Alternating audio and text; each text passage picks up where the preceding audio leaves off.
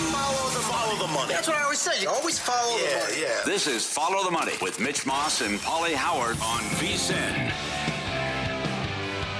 Yes, here we go. Follow the Money. Pauly Howard, Mike Somich, Mitch out, back tomorrow. Busy program coming up. Nick Bogdanovich makes his return in half an hour from Boomer Sports. He's the new man in charge. We'll talk college football and how the business is going with Nick.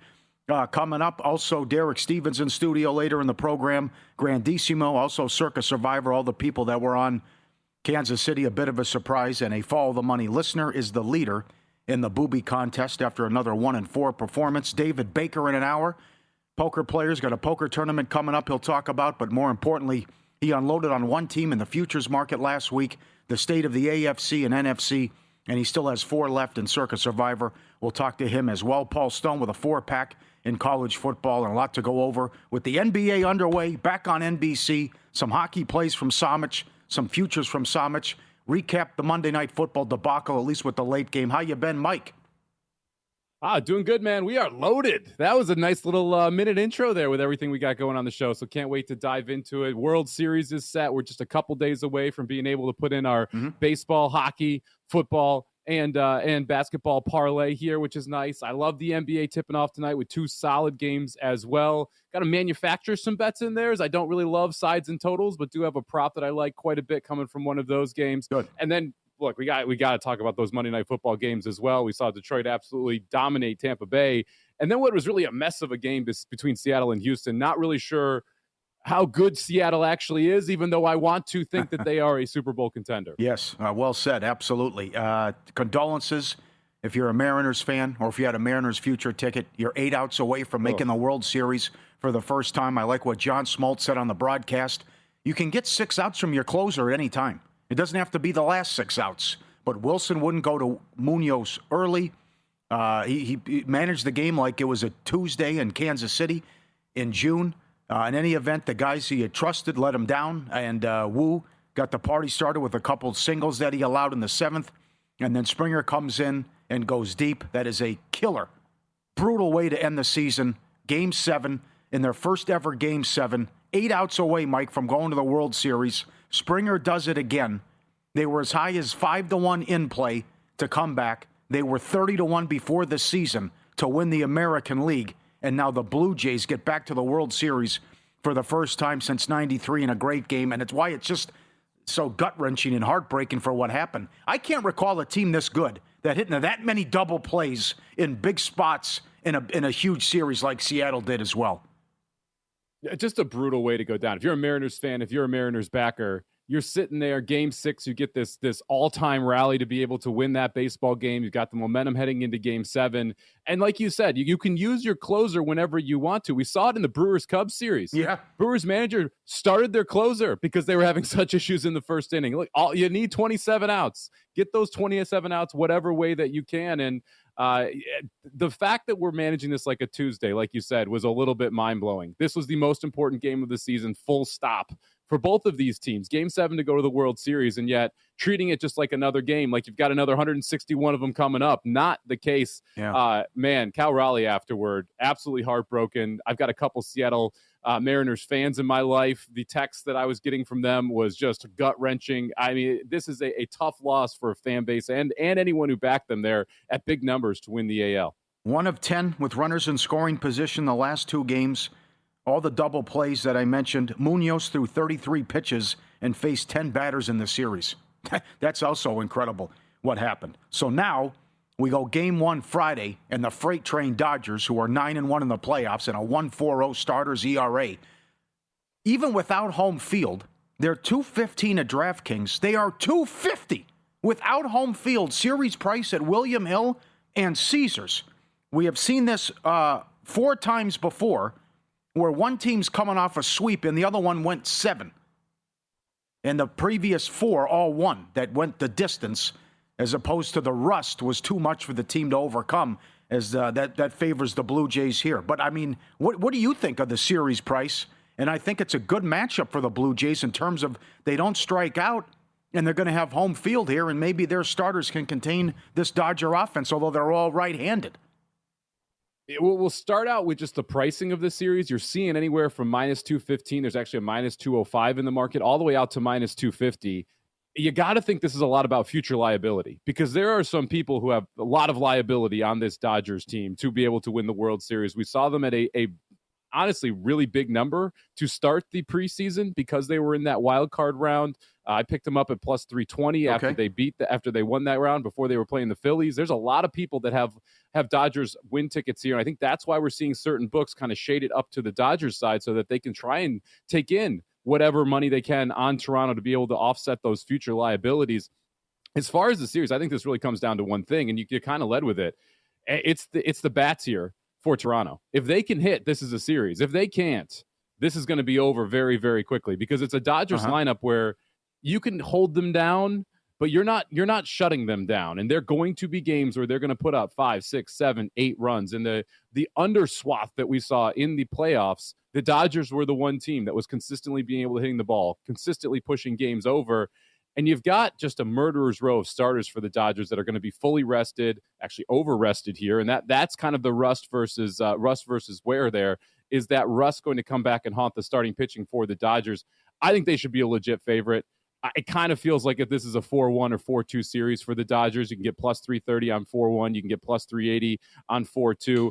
I would kind of go that direction here if I'm trying to target some type of series bet. I don't want to lay over $2. I want to try and guess the exact number. And I just think the starting pitching advantage is too much to overcome here for the Blue Jays, despite the home field advantage. Well, yeah, that's where it's a great matchup with what these starters have done. And Toronto hitting 300, averaging 6.5 runs a game with the lowest whiff rate in the playoffs. And they put the ball in play, and we'll see if these unsung heroes and a lot of these guys, Ernie Clements and Kirk and these guys, if they can come up with big hits and big at-bats against this Dodger team. And what happens with the Dodgers offensively as well. You're right about the future liability, the 7-1 at some spots before the playoffs started. But it's game one's intriguing right off the bat, because are they going to get to Snell? And you can also bet the double with L.A., which is small plus price to win game one and to win the series. But if they come out and Snell sets the tone and they can't get much on them or get the bats going on them, and that's a huge edge for L.A. But it's just that, Mike, it's unfair that you can go Snell, Yamamoto, Glasnow, Ohtani here right off the bat. And then the other angle, too, is also MVP, which could obviously Ohtani's the favorite. As low as plus 180 to win MVP. And then the Jays are led by Vlad and Springer. Vlad 6-1. Springer 10-1 here, but it's a good World Series. There's a lot going on with, they haven't won it since 93, haven't been here since 93, and we haven't seen a repeat champ in 24 years as well with what LA's trying to pull off. Yeah, we got some juice here. It's a fun World Series. Now, the one part that could be the downer is if the Dodgers do just come out and dominate. And all of a sudden we're sitting here and it's 3-0 and it's like, all right, this was always inevitable. You were just going to have to face this murderer's row at the top half of this Dodgers rotation. And if Snell pitches well, you've got Yamamoto, who I absolutely 100% trust. Glasnow, to me, is the weakest link of the four, and he's a very, very good starting pitcher. And then you got Ohtani sitting there waiting for you in game 4. It's just hard for me to get past the Dodgers. I like the idea there of saying, hey, I'll take Dodgers game 1, Dodgers series. If the Dodgers go up 1-0, Pauly, what is the likelihood that the Toronto comes back and wins this series? It's next to none. They need to win game 1 at home and set the tone for this series to be able to have the opportunity to be able to win a 7-game set against this Dodgers team. So I like that bet as well. If you can get Dodgers to win game 1, win the series at plus money, I think that's a good ticket to add to the account. Well, here's what scares me is we just saw this with Milwaukee. They were so good offensively. They put the ball in play. They were great with run differential. They had home field, and then they hit 118, a record low, and scored 4 runs in the whole frickin' series. Wow, this pitching staff dominated them. I guess if you can somehow get into the pen, would be big. Pitch count up. Go back to those old Jeter Yankees. Make you work, and that's what the Blue Jays could do, get the pitch count up. But I also don't like the Toronto bullpen either. I mean, see how many lefties they can throw at the Dodger hitters. But I just think the Dodgers have the edge in several key categories here, and we're playing games with the regular season, and just we're waiting for this opportunity here. The one thing that we've never seen this before in history, no one has ever won back-to-back MVPs, and Freddie Freeman is trying to do that. He is the third choice at 9-1. So if he can get going, and they could probably hit third in the lineup with these righties, with what Toronto's going to throw. Maybe there's a case that we could see history there. Any thoughts on Freeman? Now you see in 10-1 in some spots MVP. I don't mind taking a shot with a Dodger as MVP that's not named Shohei Ohtani. Right? Let's say that he doesn't win Game 4 on the mound. The bats in this Dodgers lineup have enough pop to be able to outperform him. And if it's Teoscar Hernandez, if it's Mookie Betts, who Betts at 22, Teoscar at 10-1, Freeman at 10-1, you're going to get depth scoring from this Dodgers team. You're going, and that's wild to say because we're talking about the 2, 3, 4, 5 hitters here as depth scoring because it's not Ohtani. I could see Betts having a huge series. I could see Teoscar Hernandez having a huge series. Those are the guys I'm targeting on the MVP side versus Ohtani there at plus 180, just because if you don't get the mound performance, all of a sudden this is wide open and he shouldn't be sitting there at 2-1. Right. I also feel that way about Snell, who's only going to go twice. He'll probably go Game 1 and Game 5, and he's as low as 18-1. Both teams were tied for most comeback wins with 52, Dodgers and Jays. The Game 1 winner has won 24 of the last 30 World Series. And L.A. pitching, just incredible, historic what they did, and not only in the playoffs, but against the Brewers. The Sports Equinox is here. All 4 major leagues in action at the same time. Celebrate the best time of year for bettors with the VSiN Sports Equinox special. Sign up now. Full VSiN Pro access, everything we do through May 1st for only $120, less than $20 a month. VSiN.com/subscribe. And check out Zach Cohen's write-up on the NBA games tonight as we're back with a doubleheader. Up next, this team's in a world of hurt in the NFL. A stat you won't believe coming up next on Follow the Money.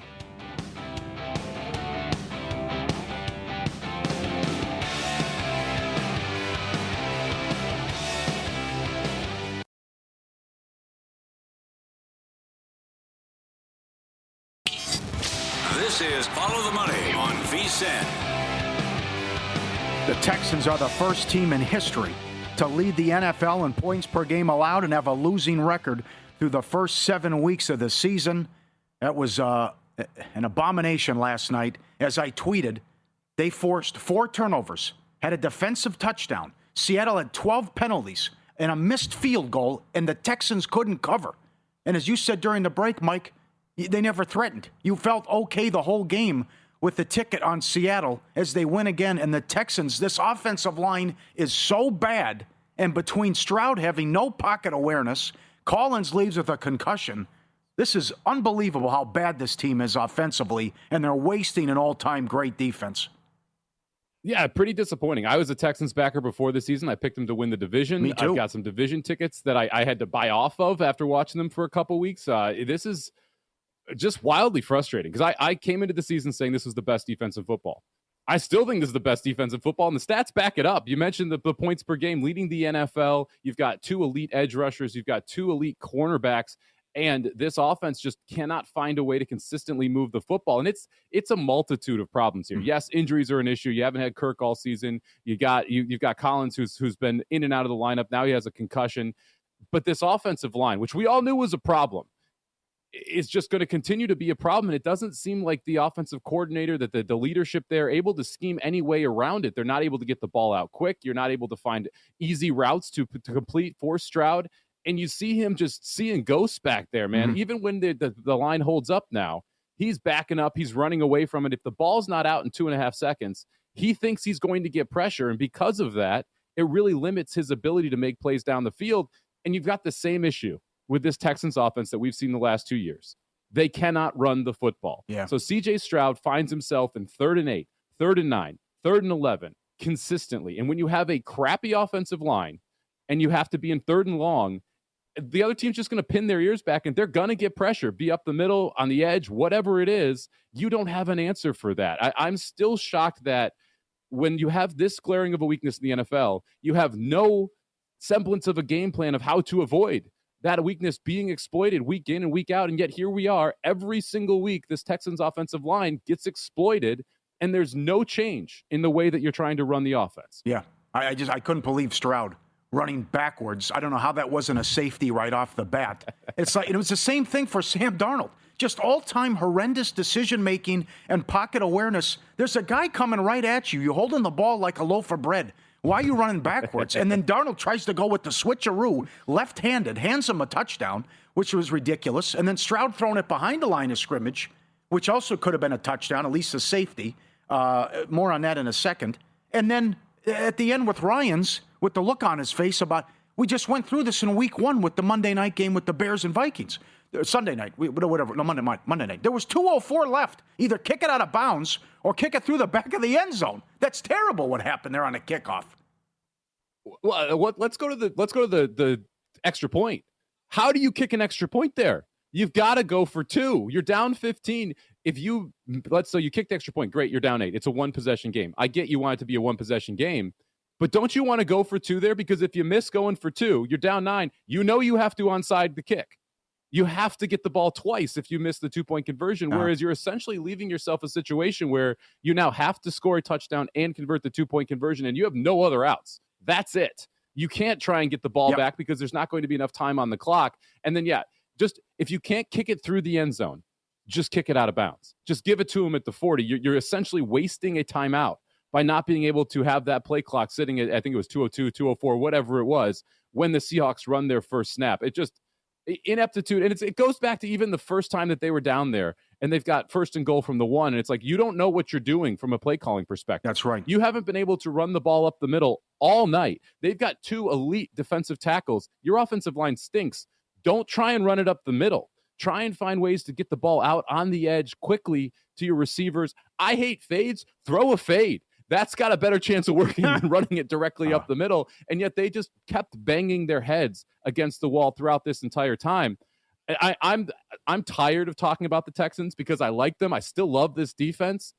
Seattle is fascinating to me as well because, yes, they won this football game. What is the long-term trajectory of this Seattle Seahawks team? We've seen them lose 2 games they really should have won against the Buccaneers and against the 49ers. And you watch this game and you see those warts around Sam Darnold. Like the ceiling seems to be capped for a team that also has an elite defense. I love what this Seattle defense is doing. I just can't get behind them. I think they could legitimately win the division. You get a decent price right now, plus 275. It was as high as 9-1 a couple weeks ago. But as a real playoff contender, how do you think they're going to go on the road and win, Pauly? Like, this is a team that's going to have, at some point, run into their ceiling because of Sam Darnold. Yeah, I totally agree. And it reminded me of Green Bay, Cleveland from earlier in the season. All Seattle had to do was run the ball 3 times and punt. They were going to win the game because Houston couldn't do anything offensively, and they only hung in there was because of Darnold with the horrendous turnover. And then they're up 2 scores, and they come out throwing the ball after the turnover, and that was a horrible interception. And then Houston couldn't take advantage of it. So you're right. That was the bad Sam Darnold. But the good is how good JSN is. And he did it again. He's at 96 yards in every game but 1. We mentioned he was plus 750 at DraftKings to break the record all-time receiving yards before the game. No one can cover this guy. 8 for 123. So at some point it's going to continue with Darnold with the turnovers, and you can't trust him. But I think you finally have to get off Houston here. Plus 270 to make the playoffs. The concussion with Collins, but strange, 4 of the next 5 are at home. But listen to the games. Niners, Broncos, Jags, Bills, Colts, Chiefs. That's what's coming up. Season's over. Bye-bye. Yeah, that's the tough part with this Houston team. They had to win early. They had to win some of these games like that. The first 2 games of the year. At Rams versus Bucks. Those were 2 very good football games that they could have easily won. They gave up points late in both of those games to lose. They should have beaten the Jags week 2. You had a Nico Collins turnover there, or week 3, you had a Nico Collins turnover late in that game when they were in field goal range and it was 10-10. Those games are going to come back and haunt this team because even if they somehow find a way to beat the 49ers and Broncos at home the next 2 weeks, you mentioned it. Like, you've got the Bills, you've got the Chiefs, you've got the Colts twice. This is not a schedule you can make up ground with. This was a schedule where you had to stay at or above 500 consistently and hope that, 10-7 wins the division. 9-8 gets you in the playoffs. Now you're just behind the 8 ball. And again, I don't trust this coaching staff to figure out how to properly run an offense with this offensive line. And your running backs stink too. Like, Chubb's done. Move along. Woody Marks has more juice, but he's still not good. No. How about the early game? Detroit's defense was awesome. Again, the bad luck continues with Tampa. Broken collarbone for Evans, likely out the rest of the regular season or deep into the regular season. Another huge blow for the Buccaneers. The Lions own Mayfield and frustrate him for whatever reason. Didn't see this one coming with the score, 24-9. Gibbs was the MVP and the star. He was awesome in what he did on the ground. Detroit now the favorites to win the NFC. They are the co-favorites to win the division with the Packers. Great job by Detroit, and I can't kill Mayfield and Tampa just because of week in, week out. They're always losing key members of that offense. Yeah, the one bright spot for Tampa is outside of Evans. Everyone should come back. Like Ibuka actually played in this game with the hamstring injury. He was able to make it through the majority of the game, didn't play the normal snaps, didn't seem nearly as explosive as what we had seen in previous weeks, but at least he was out there. You're going to get McMillan back at some point. Godwin should be coming back at some point. But you just wonder how much of this you can face. How much adversity can you face and still be able to click? And this was the first time we really saw it affect Mayfield, because he was off. He did not play well, especially compared to the level of performance that he had in earlier weeks. He was really struggling with being able to consistently hit open receivers. He ends up 28 for 50, but this was one of those where it was kind of on Mayfield that they put up 9 points, but at the same time, how much do you blame him with the 6th, 7th, and 8th string wide receivers out there for the majority of the game? Yeah, he did miss some throws. He was high a lot. He is now 7-1 at DraftKings to win the MVP. He came into the game plus 350. They're also down to 4.5 point favorites on the road against New Orleans on Sunday as well. And that's again Detroit. That's 12 straight wins off a loss under Campbell, and they haven't lost back-to-back games in 51 games going back. And Goff's also been great at night as well. Good job by the defense. But you look concerned with the offense? I mean, they're leaving a lot of plays out there, too. They have too many weapons to look like this. They also couldn't put them away. Tampa was begging to get blown out there, and Detroit couldn't do it. Yeah, it felt like it should have been 28-0 at half. And then Detroit should have just been absolutely steamrolling them. And like you said, they were leaving plays on the field there. They were misses by Goff. There were opportunities to be able to really put your foot on the throat here. And it felt like Tampa was the team you don't want to let them sneak around. You don't want to let them hang into this game and see Mayfield just get hot at one random point. And all of a sudden, this is a one-score game. Never really felt that threat, though. I was really impressed with the secondary here for Detroit, which is missing Branch on suspension, missing multiple pieces in the starting secondary, and they were able to contain this Bucs team for the most part all evening. Yep. Aikman and Buck said the same thing. How was this game even close? I mean, you look at the stats, it's a total blowout here. The game should be over. Our old friend Nick Bogdanovich joins us up next. He'll be on the Progressive guest line. He is now with Boomer's Sportsbooks. We'll talk to him about the upcoming college football slate and the World Series as well, straight ahead on Follow the Money. VSiN, the Sports Betting Network, Sirius XM, Channel 158.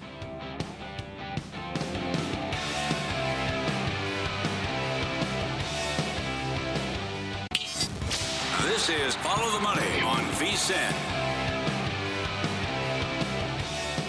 Welcome back.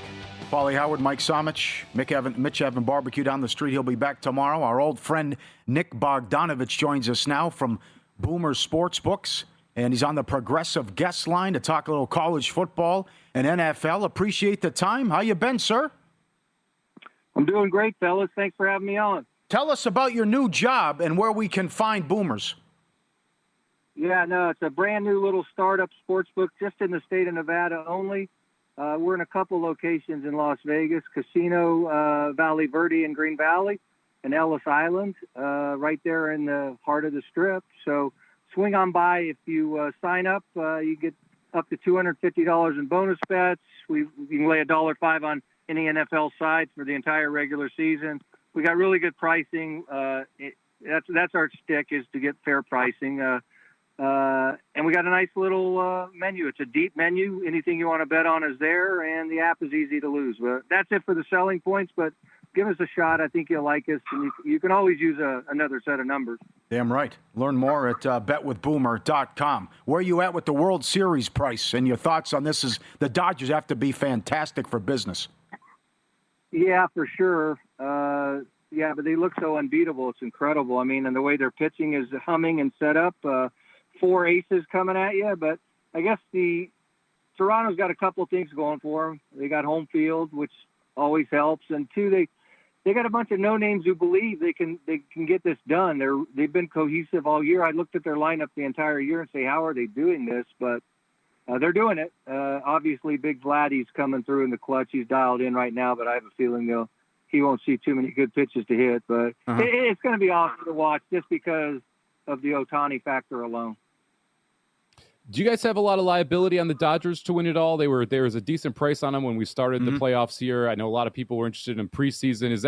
Does the liability that you guys have toward a specific team, does that adjust the price when you get to the World Series here, or are you guys just rolling out whatever you believe is the best number available? Yeah, it can. At this point, if you got a big World Series liability, obviously you're going to have to skew your number one way or the other, depending on your individual situation. But yeah, we lose a little with the Dodgers. And we win a ham sandwich with Toronto. But, yeah, no, we don't have that much liability to influence our price, so we just put out what we thought was right. How were the results this past weekend as the NFL favorites crushed it? You know what? It was Saturday was decent, Sunday was a wash, and yesterday was okay. So, all in all, as Jimmy Vaccaro would say, my good friend, we won a ham sandwich. Okay. How about some of these top games in college football? I know you're not in love with the slate. From an NFL standpoint, there's 3 late games, and I would say the best game of the week is Dallas and Denver, which isn't that great on paper, and it's a tough college card. Would you agree? 100% I agree. What would make it interesting is if Jaden Daniels can play Monday night in Kansas City, and maybe if they get Devo and McLaurin back this week, which is a possibility. So if all 3 of those guys showed up in Arrowhead, that would be a good game to watch. But if all 3 of those are out, you might want to watch some Young and Restless reruns. Yes. Yeah, numbers sitting at 10.5 right now in that Kansas City-Washington game. One of the many spreads that we're seeing at 6.5 or greater. Yes. Seems like it's going to be one of those big teasers weeks here. Is there anything that you guys do when you're booking to kind of do teaser protection, or is it something you don't generally worry about too much?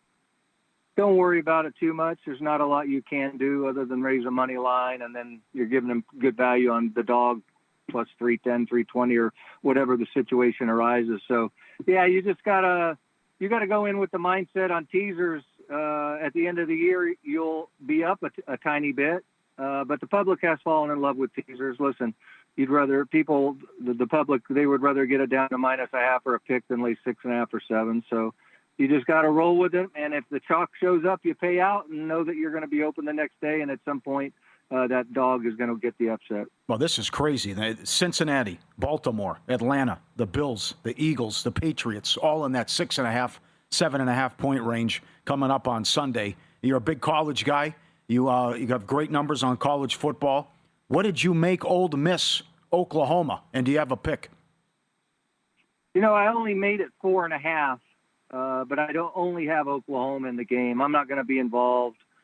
I like the fact that Mateer's back and he's got a couple games under his belt. Ole Miss, the spot just looks good for Norman because Ole Miss, they played their hearts out in that Georgia game and they should have won it. Yes. And it was a physical war, emotional war, and they lost it. And now they got to regroup and go to Norman. That's the one thing about the SEC with these 16 NFL junior varsity teams. There's no easy weeks in the SEC, but like I said, I made it 4.5, but the spot calls for Oklahoma, so I will pass.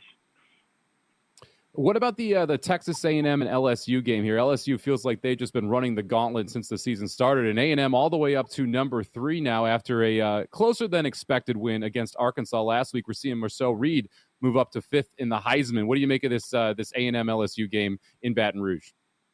Yeah, Reed is awful good. A&M is awful good. They showed me that when they went and hung 40 on Notre Dame in South Bend. I made the game 2.5. It's 3. My gut's telling me, for whatever reason, LSU comes with a big game here. I know Brian Kelly's been getting a lot of heat, but it's still LSU in Death Valley. And, you can score on A&M. I mean, Arkansas got 40, Notre Dame got 40. I think LSU can hang in this one. So, but I am a big Reed fan. I'm a Monster Elko fan. But I am looking to play LSU if this thing goes higher. All right. Believe it or not, Vandy can make the playoff. This is incredible. This first 6-1 start since the 50s. They beat LSU for the first time since 1990. Pavia does the Heisman pose. Vandy at home to Missouri, 2.5, 51.5. Love the Vandy story. I think they're ranked 10, so they're in the top 10 for the first time since Ulysses S. Grant was around. But yeah, they're fun to watch. I watched the entire Alabama game that they played against them, and the thing I took from that was they were every bit as physical as Alabama. So this team is really legit. I hope Pavia does win the Heisman. He'll be the first New Mexico State player ever to win the Heisman. So I'm rooting for Pavia. 2.5 this week. I made it 3.5. I might lay Vandy in this spot. I don't think it'll be any letdown. Missouri's coming off a double overtime win at Auburn, so they got back-to-back wars on the road. So I think Vandy keeps this thing going. But, yeah, no, it'd be great if Vandy made the playoffs. It'd be a phenomenal story that a academic institution can actually compete at the highest level. Well said. From behind the counter, has Vanderbilt become a public team? I know that they were public in that Alabama game. I wasn't sure about last week against LSU, but it seems like they're a team that a lot of people are wanting to get behind. Are you starting to see more public money flow in on Vanderbilt than expected? Yes. I mean, not to the likes of the Notre Dame and the Alabamas of the world, but way, way, way more than Vandy ever did. And you're right. It's a feel-good story. Pavia is an incredible story, and the public is slowly but surely getting there behind them. One more. Where do you have BYU power rated? Are you believing in BYU? Ranked 11th now. Now they go on the road at Iowa State catching 2.5 off the big win in the Holy War. Yeah, I'm going to get broke on this game, and I know I'll lose, but I am going to play Iowa State. I mean, this is the ultimate spot of ultimate spots. BYU coming off the biggest game they have all year. Right. A wild roller coaster win. They win. Iowa State coming off 2 losses, and they had a bye week waiting for this BYU team to come off of playing Utah. I mean, if Iowa State can't win this game, they could never win it in a million years. So I'm backing the Cyclones, even though BYU, all they do know how to win. They'll be around, but I do think Iowa State gets this done back in Ames. You're right about the spot. Sorry, Mike, go ahead. It is a brutal spot. It is a brutal spot here for the Cougars. The overtime win against Arizona, the Holy War, and now you've got to go and face a team that's at home, that's waiting for you. It just feels like Iowa State's the difficult click, but the correct click in that one. Yeah, no doubt about it. This is one you just blindly play and hope the spot is right. And I like the coach for BYU, Sataki, but I like the Iowa State coach even better. So I think you even have a little bit of a coaching edge here too. So, and like I said, Iowa State's stewing off those 2 losses with 2 weeks to prepare. I think they're going to come with a big, big game. All right, we look forward to talking to you every week. Bring some donuts in studio next time, and good luck on the course today. Appreciate it, Nick. Hit them straight. Thank you, guys. Thanks for having me. Go get your free money. Boomer Sportsbook, bringing you all the action, football, hockey, basketball, and more. Code VEASAN250 when you sign up for a Boomer's mobile account, and they'll match your first deposit up to $250 in bonus bets. $5 on all pro football spreads, every regular season game. Download the Boomer Sportsbook app today. Learn more at betwithboomer.com. Got to be 21. Terms and conditions apply. Bet responsibly. Nick Bogdanovich, Boomer Sportsbook. betwithboomer.com. Quickly, Mike, as well. How about, what do you do with UCLA's power rating? They're now getting 25 at Indiana. That's crazy, this turnaround. It is ridiculous, the difference that we saw in the first 3-4 games from UCLA and what we've seen the past couple weeks. Indiana's a team that likes to blow people out. I kind of lean toward Indiana at under 28, but it's so hard to rate UCLA and what to do with that football team based on the Jekyll and Hyde we've seen in the early weeks.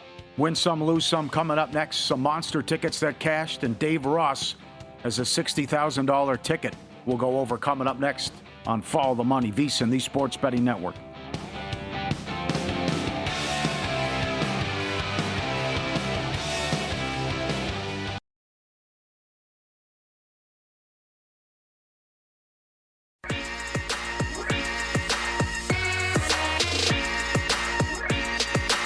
Win Some, Lose Some is sponsored by the Sharp Plays.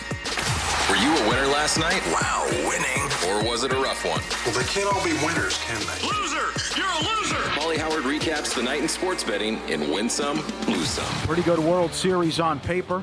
One writer at ESPN.com who runs numbers said he gave it a 2% chance before the season that the Jays would play the Dodgers in the World Series. Blue Jays 30-1 to win the American League. 50-1 to win the World Series. 4 wins away. They were 5-1 in play yesterday as they rally in the 7th inning. They're the 4th team to win a best of 7 after losing the first 2 games at home Heartbreak for Seattle. Springer goes deep plus 450. Raleigh goes deep plus 260. Rodriguez plus 450. First touchdown of the game, the early game, St. Brown, 7-1.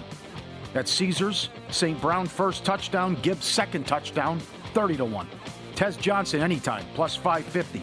Gibbs, 10 yards rushing every quarter, 4-1.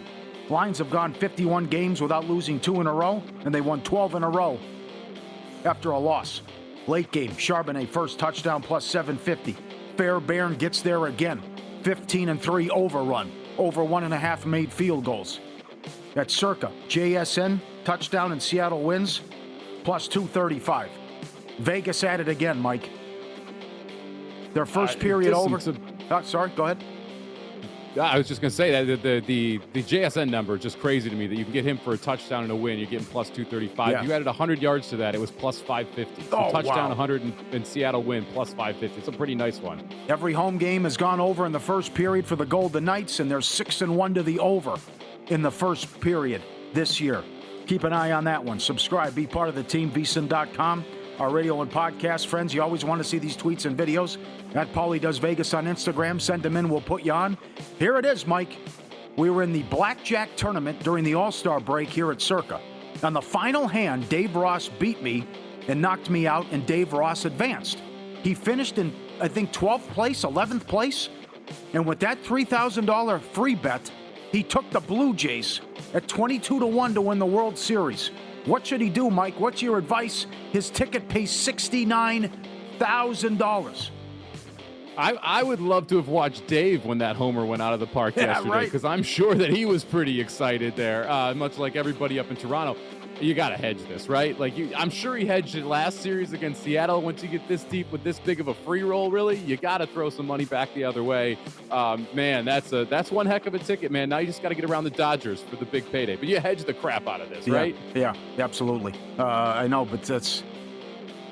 What are the odds, right? He's got home field. He makes it, and he's a massive dog in terms of a baseball price, though, right? Yeah. And then would you have taken the Blue Jays if you were picking 11th or 12th, or were they not even on the table for you? I think they would have been on the table. Yeah. I mean, they were leading the division at that point. Yeah. The Brewers still had big odds too, and the Brewers went fourth, which was a big surprise. And I know the Dodgers had short odds, like 4-1, plus 350, and they went second. So that guy's in a good position as well. What do you think of this, Mike? Troy Vincent said today he told owners it's time for them to reconsider a 4th and 15 alternative to the onside kick this offseason. Get rid of it. Put this in. I love it. I 100% am with you. The onside kick is a joke. I agree. It's recovered once, twice a year. It doesn't actually add any intrigue. If you're trying to create the best possible product, it needs to have randomness, right? And the onside kick gives you absolutely nothing. If you recover, if you have one recovered against you, you're just cursing the gambling gods because somehow they got the football back. Put the 4th and 15 in there. Yeah. Make it a little interesting. Oh. I do think you have to figure out how to actually handle the penalty aspect of it, though. Because I would hate to see on a 4th and 15 onside attempt, you get a defensive holding and you get the football, or you get a pass interference and you get the football. You'd have to have some quirks inside of it so that you don't get these ticky-tack penalties that give the ball back to the offense. Very good. That'd be so damn exciting if they put that in. Lose some. NC2A President Charlie Baker at an event yesterday on March Madness. One of the reasons I'm interested in expanding the tournament, I do think there are teams that didn't make the tournament that should have, and it bummed me out that they didn't get in. Nope. Hard pass. We don't need to. Look, here's the thing. If you want the best 68 teams, get rid of the automatic bids. But then you lose the Cinderella story, so that's not something that they want to do. So, you have to cut it off somewhere. And at some point, this is just too big. It loses its fun. Yeah. You cannot go to 128 or wherever the heck you want to go to make this interesting, because then the regular season's absolutely pointless. If we're arguing the bubble between the 122nd and the 132nd best team in college basketball, it's just too much. It's too much. It should be at 64. We shouldn't even be at 68. We don't need to go anymore. That's it. Yeah, we all agree on one thing. Don't touch the tournament. But they're going to try to screw this up. Well, the other thing, there's no one who can complain. There is no one in the last 3-4 years who can be on the bubble and actually complain about, no, we got jobbed, because of how many teams are let in and how soft the bubble is and how many opportunities these big boys get to get quality wins night in, night out. That's an asinine statement. That's the thing. You jobbed yourself because you didn't win the games you should have won. Like that it comes down to perform on the court, and it's irrelevant. Then you're going to be in the tournament. Just don't underperform, and it'll all be fine. Yeah. And again, like, I realize you get 12 seeds to make the Final Four, all that jazz. The likelihood of someone who got left out of the NCAA tournament winning it is sub 1%. Yeah. I'm not that worried about it. Okay. Also lose some. After falling to 1-5, the Ravens removed the ping pong tables, video game consoles, basketball hoop, and cornhole boards from the locker room. It's from the Baltimore Sun. Time to get serious now and get down to business. Playtime's over. I mean, I don't think they got hurt playing cornhole. I don't think the injuries happened during ping pong. Maybe stay healthy on the field. I don't think it's the games that's causing the problem. I think it's the injuries on the field that is causing the problem. Maybe more rehab, less ping pong. I don't know why that helps. Yeah. Bad beats. Mariners to win this series. Mariners to win the American League. Mariners World Series tickets, all right there. The city of Seattle, tough. You were right there. 8 outs away. 25-1 before the season started to win the World Series, and a great chance, and you finally would have made it. That one was tough to watch as the Mariners go down as well. And time again, couldn't come up with the big hit, and they won the first 2 in Toronto and couldn't get it done. I give Kirby full marks, too. Maybe you could have left him in there another inning, but he was solid, and 3 runs just not enough as well. Before the line moves, the sharp plays is already there. They don't just follow the market, they help move it. You're not going to outsmart billion-dollar books of full-time sharps on your own. With the sharp plays, you don't have to. AI picks up 50 units. Great contacts and sources. Reports, alerts, and market-moving insights straight to your inbox or X feed. Jeff and the crew at it since 2011. Documented results, public logs, transparent receipts. Sharpplays.com, trusted by pros, watched by the books. Sharpplays.com, stay ahead of the line. Big night as the NBA is back. Doubleheader. It's also back on NBC. So we welcome back Round Ball Rock, and it's great to have the NBA back on NBC. It's going to be a little weird where you start the season and you don't hear anything from Barkley and TNT right off the bat with the opener. But it's great that they're on NBC and Peacock, and so Amazon Prime in there as well, and 2 pretty good matchups here. It's unfortunate what happened to Van Vliet, but we get the Rockets and Thunder and the Lakers against the Warriors. A great trend on this game coming up later in the show, though, Mike. But also unfortunate that LeBron is out with the sciatica. Yeah, unfortunately, we have two big absences there on 2 of the teams that are playing. I am excited for the music. Like that was the nostalgia is going to be real tonight when you've got the game on and the NBA on NBC Music starts playing. Because I was growing up, I was a Bulls fan. Remember seeing all of that. I remember the OJ chase during the NBA Finals, and that music kind of pops back into my head whenever I hear it. So I mean, I was a huge NHL fan. When the NHL got back to ESPN and you got that music back, that was a big moment in my life. I'm excited for tonight to be watching NBC and be hearing the music because it's the nostalgia factor stuff. This is what I grew up with. I'm excited to have it back here. Yeah, Ahmad Rashad, the Jordan Bulls were dominant. That music was so good.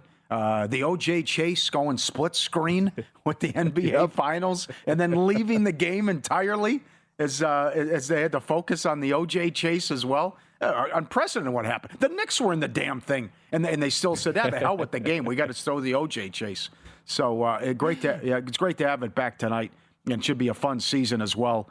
I'm also anxious and interested to see much improved in terms from a standpoint of stamina, conditioning, and looks, what Luka can do with the new physique.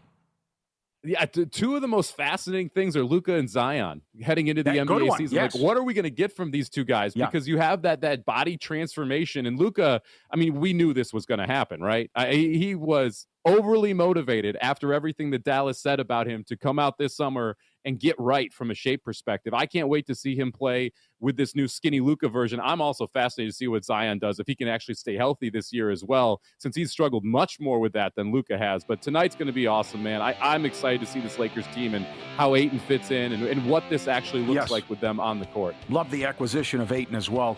And maybe Reeves gets off to a hot start. David Baker, pro poker player, also pro bettor. Up next, he made a big move on an NFL future. You won't believe. That's next on Follow the Money.